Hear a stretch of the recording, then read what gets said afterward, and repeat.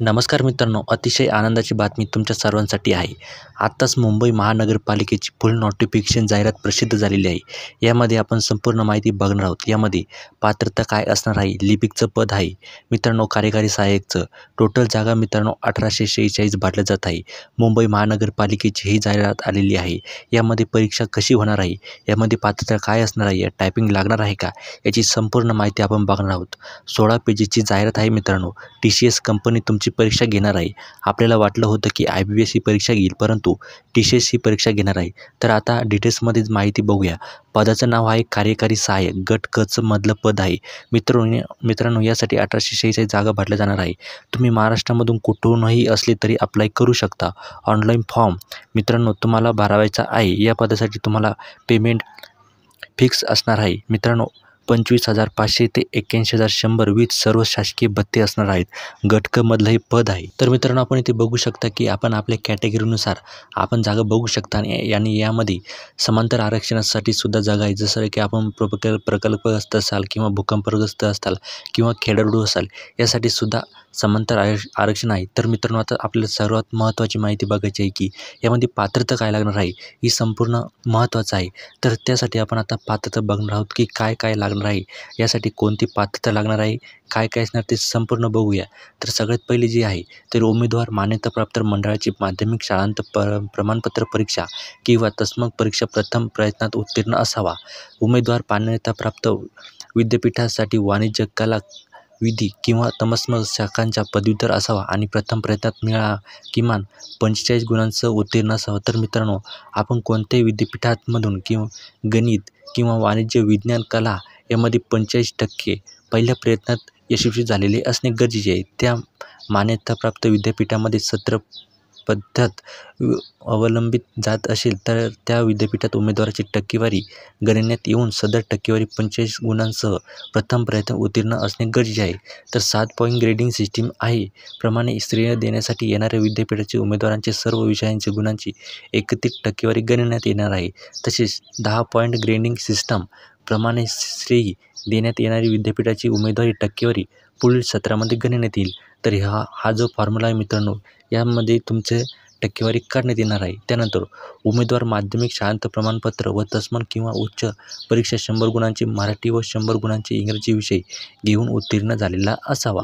उमेदवाराकडे शासनाची इंग्रजी व मराठी टंकलेखनाची प्रत्येकी किमान 30 शब्द प्रति मिनिट वेगाची उत्तीर्ण केलेले प्रमाणपत्र असणे गरजेचे आहे. मित्रांनो यामध्ये टायपिंग लागणार आहे. लिपिकचंच पद आहे. यामध्ये आपण इंग्रजी आणि मराठीची टायपिंग केलेली असावी आणि प्रत्येकी 30 शब्द प्रति मिनिट, एका मिनिटामध्ये तुम्हाला मारता आले पाहिजेत आणि तुमच्याकडे ते प्रमाणपत्रसुद्धा असणे गरजेचे आहे. त्यानंतर आता टिप काय आहे ते बघूया.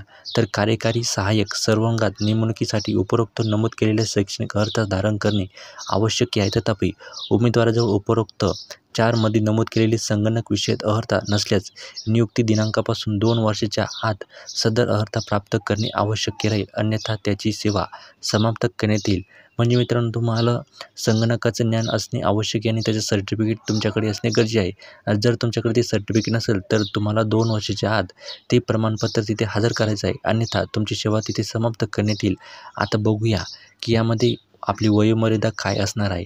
तर जाहिरात प्रसिद्ध झाल्याच्या दिनांकास उमेदवार खालील वयोमर्यादाचा असावा. तर अराखीत जर असाल तुम्ही मित्रांनो, खुल्या वर्गासाठी किमान 18 ते 38 वर्षापर्यंत वयोमर्यादा आहे आणि त्यानंतर मागासवर्गीय जर असाल तर आपल्याला किमान 18 ते 43 वर्षापर्यंत वयोमर्यादा आहे.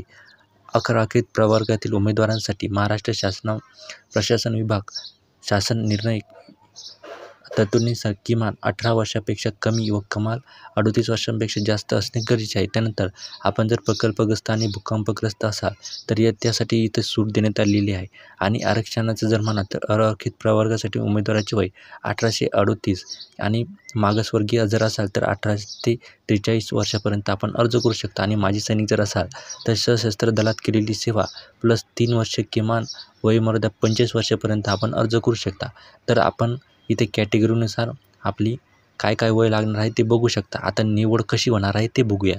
तर निवडीची निकष आहे आपलं जे पद आहे कार्यकारी सहाय्यकचं, या पदाच्या सेवा प्रवेश नियमानुसार विहित केलेली अर्हता व अटी शर्ती धारण करीत असलेल्या पात्र उमेदवारांची बहुपर्यायी वस्तुनिष्ठ ऑनलाईन परीक्षा संगणकावर घेण्यात येईल. म्हणजे मित्रांनो, तुमचं हे जे पद आहे कार्यकारी सहाय्यकचं, यामध्ये सर्व अटी आणि शर्ती धारण केलेल्या पात्र उमेदवारांची बहुपर्यायी वस्तुनिष्ठ ऑनलाईन परीक्षा होणार आहे.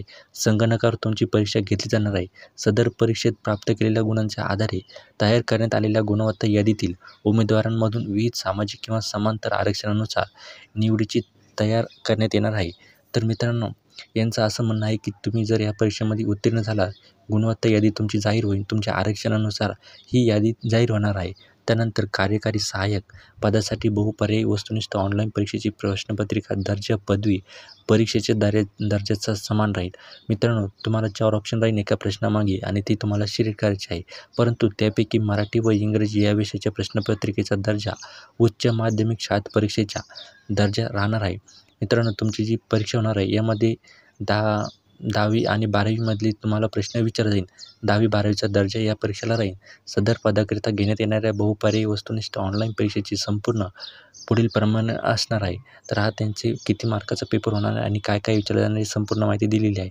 तर आपला जे पहिलं मराठी भाषा व व्याकरण यासाठी एकूण 25 प्रश्न राहणार आहे आणि एकूण प्रश्नाला किमान गुण 50 राहणार आहे. म्हणजे एका प्रश्नाला 2 गुण देण्यात येणार आहे आणि परीक्षेचे माध्यम हे मराठीमधून असणार आहे आणि याला कालावधी 100 मिनिटांचा असणार आहे. त्यानंतर इंग्रजी भाषा आणि त्याचे व्याकरण हे 25 प्रश्न राहणार आहे आणि 50 गुणांचीच परीक्षा राहणार आहे आणि याची लँग्वेज इंग्रजीमधून असणार आहे. त्यानंतर सामान्य ज्ञान यामध्ये 25 प्रश्न राहणार आहे आणि 50 गुण राहणार आहे आणि ही जी लँग्वेज याची मराठी राहणार आहे. त्यानंतर बौद्धिक चाचणीची सुद्धा होणार आहे. यामध्ये 25 प्रश्न आणि 50 गुण राहणार आहे आणि याचं माध्यम मराठी असणार आहे. असे एकूण 100 प्रश्न विचारले जाणार आहे आणि 200 मार्काचा पेपर असणार आहे. तर सामान्य ज्ञान या विषयाच्या प्रश्नपत्रिकेमध्ये बृहन्मुंबई महानगरपालिकेशी संबंधित तसेच स्थानिक बाबी, वैशिष्ट्य आणि चालू घडामोडींशी निगडीत प्रश्न अंतर्भूत असतील. तर मित्रांनो, आपले जे सामान्य ज्ञानचे या विषयाची प्रश्नपत्रिका आहे ही बृहन्मुंबई महानगरपालिकेशी संबंधित प्रश्न विचारणार आहे. त्यानंतर बौद्धिक चाचणी परीक्षेचे स्वरूप पूर्व माध्यमिक शिष्यवृत्ती परीक्षेनुसार असणार आहे. त्यानंतर मौखिक चाचणी घेण्यात येणार आहे. इंग्रजी भाषा व व्याकरण या विषयाची ऑनलाईन परीक्षा इंग्रजी भाषेतून घेण्यात येईल. तसेच मराठी भाषा व व्याकरण, सामान्य ज्ञान, बौद्धिक चाचणी या विषयांची ऑनलाईन परीक्षा मराठीतून घेण्यात येणार आहे. तर कार्यकारी सहाय्यक पदाची अर्हता धारण करणाऱ्या पात्र उमेदवारांनी बहुपर्यायी वस्तुनिष्ठ ऑनलाईन परीक्षेमध्ये प्राप्त केलेल्या गुणांच्या आधारे सामायिक गुणवत्ता यादीच्या आधारे अंतिम निवड यादी तयार करण्यात येणार आहे. सामायिक गुणवत्ता यादीतील 2 किंवा अधिक उमेदवारांचे गुण समान असल्यास खालील निकष लागू राहणार आहे. म्हणजे पहिले पदवी परीक्षेत प्राप्त केलेल्या गुणांनुसार प्राधान्यक्रम देण्यात येणार आहे. म्हणजे मित्रांनो, तुम्हाला आणि तुमच्या पुढच्या जर एकाला जर दोघांना गुण सारखे असेल तर त्यामध्ये जर निकष जर काढायचा असेल तर ते तुमच्या पदवीच्या परीक्षेमध्ये गुणांच्या माध्यमातून तुम्हाला ते सिलेक्ट करू शकतात, असं त्यांचं म्हणणं आहे. तर आता आपण बघूया की ऑनलाईन अर्ज कसा करायचा आहे. यासाठी मार्गदर्शन सूचना त्यांनी दिलेल्या आहे. तर अर्ज फक्त ऑनलाईन पद्धतीने स्वीकारले जातील. इतर कोणत्याही प्रकारे अर्ज सादर केले स्वीकारले जाणार नाही. म्हणजे मित्रांनो, तुम्हाला फक्त ऑनलाईनच अर्ज करायचा आहे. इतर कोणत्याही प्रकारे तुमचा अर्ज स्वीकारला जाणार नाही. ऑनलाईन पद्धतीने करावयाचा अर्ज या त्यांच्या संकेतस्थळावर उपलब्ध असेल. उमेदवाराने वर नमूद केलेल्या संकेतस्थळात भेट देऊन जाहिरातीमध्ये नमूद मार्गदर्शन सूचनांचे काटेकोरपणे पालन करून अर्ज करायचा आहे. उमेदवारांच्या मार्गदर्शनार्थ पुढीलप्रमाणे कॉल सेंटर भ्रमणध्वनी क्रमांक सकाळी 10 ते सायंकाळी 5 या वेळेत सोमवार ते शनिवार उपलब्ध असणार आहे. मित्रांनो, तुम्हाला जर काही अडचण आली तर त्यांच्या कॉल सेंटरवर तुम्ही कॉल करू शकता. सकाळी 10 ते संध्याकाळी 5 वाजेपर्यंत तुम्ही त्यांना संपर्क करू शकता, सोमवार ते शनिवारपर्यंत. उमेदवारांनी संपूर्ण अर्ज भरल्यानंतर अर्जाची प्रिंट काढून स्वतःजवळ ठेवावी. तसेच परीक्षा शुल्क ऑनलाईन पद्धतीने भरल्यानंतर ई-पावतीची प्रिंट काढून जवळ ठेवायची आहे. मित्रांनो, तुम्ही पूर्ण अर्ज भरला की त्याची प्रिंट काढून ठेवायची आहे आणि तुम्ही ऑनलाईन जे शुल्क भरणार आहे त्याची ई-पावतीसुद्धा तुमच्याजवळ ठेवायची आहे. ऑनलाईन अर्ज सादर करण्याचे वेळापत्रक कसे आहे ते बघूया. तर ऑनलाईन पद्धतीने अर्ज सादर करण्यासाठी व ऑनलाईन पद्धतीने परीक्षा शुल्क भरण्यासाठी लिंक सुरू होण्याचे दिनांक आहे 20 तारखेपासून, म्हणजे उद्यापासून ही लिंक चालू होणार आहे. ऑनलाईन पद्धतीने अर्ज सादर करण्यासाठी व ऑनलाईन पद्धतीने परीक्षा शुल्क भरण्यासाठी अंतिम तारीख आहे 9/9/2024 आपण अर्ज करू शकता. आणि ऑनलाईन परीक्षा शुल्क काय कॅटेगरीनुसार ते बघूया. तर खुल्या वर्गासाठी ₹1000 वस्तू व सेवा करासह आणि मागासवर्गीयांसाठी ₹900 आपल्याला चलन आहे. ऑनलाईन अर्जासोबत ऑनलाईन पद्धतीने भरलेले परीक्षा शुल्क कोणत्याही परिस्थितीमध्ये उमेदवारास परत केले जाणार नाही. ऑनलाईन शुल्क भरताना बँकेचे इतर शुल्क उमेदवाराला स्वतः भरावे लागतील. ऑनलाईन परीक्षेच्या वेळी सदर ई-पावतीची छायांकित प्रत प्रवेशपत्रासोबत सादर करणे आवश्यक आहे. परीक्षा शुल्क न भरताना आहे. कोणत्याही कारणास्तव पदभरती प्रक्रिया स्थगित रद्द झाल्यास उमेदवारास पदभरती शुल्क परत केले जाणार नाही. तर अशी ही माहिती होती मित्रांनो. तुम्ही त्यांच्या महाराष्ट्र शासनाच्या www.maharashtra.gov.in या संकेतस्थळावर उपलब्ध असून त्याचे संकेतस्थळ असं आहे. तर मित्रांनो, अशी ही संपूर्ण माहिती होती. अशी ही माहिती आहे मित्रांनो. तुम्हाला काय आणि आता बघूया की ऑनलाईन परीक्षेमध्ये उपस्थित राहणे आवश्यक आहे. खालीलपैकी कोणत्या कागदपत्रे नसल्यास उमेदवारास परीक्षेला उपस्थित राहू देणार नाही. ही अत्यंत महत्त्वाची माहिती आहे मित्रांनो, माझ्याकडून सुटली होती. तर बघूया. तर परीक्षेसाठी वैध प्रवेशपत्र, हॉल तिकीट तुम्हाला असणे गरजेचे आहे. त्यानंतर तुमचा मूळ फोटो सादर करणे आवश्यक आहे. तुमचा पासपोर्ट फोटोसुद्धा गरजेचा आहे. त्यानंतर फोटो ओळखपत्राची छायांकित प्रत, ऑनलाईन शुल्क, ऑनलाईन भरण्याची पावती. तर असे संपूर्ण तुम्हाला लागणार आहे तिथं मित्रांनो. तर अशी संपूर्ण जाहिरात आहे मित्रांनो.